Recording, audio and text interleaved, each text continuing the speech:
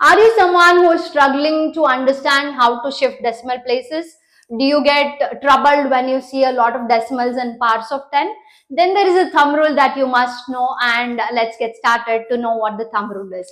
Suppose if you have 2.1 into 10 to the power of minus 1, and I want to write this number as 21, then if I want to shift the decimal place to the right, I am shifting to the right. This is the right place, right? You're shifting to the right side of the number. Then what is the thumb rule that you must follow? So you write this number as it is, 21, you are shifting it to the right side, so you keep a point here, you shifted the decimal to the right side. By how many places did you shift it to? You shifted it by just one decimal point, so therefore you raise it to a certain power. Now remember, the thumb rule is when you shift any decimal to the right side, the power of 10 decreases. So the power of 10 decreases. What do you mean by power of 10 decreases?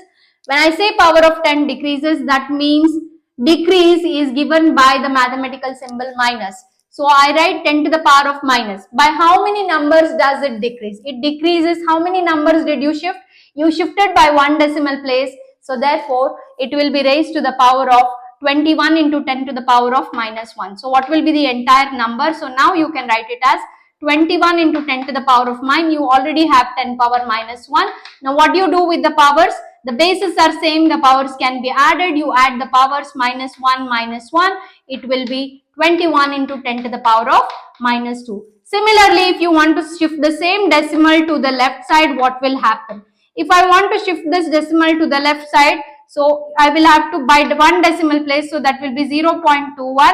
So if you are shifting it to the left side, the thumb rule is when we shift a decimal to the left side, the power of 10 increases. How do you write power of 10 increasing? It is denoted by the plus symbol. So the power of 10, you shifted by one decimal place, the power of 10 increases by one number. You already have 10 power minus 1 here, it stays as it is. So now your number will be 0.21 into 10 power plus 1 and minus 1, 10 to the power of 1 minus 1. Powers are same.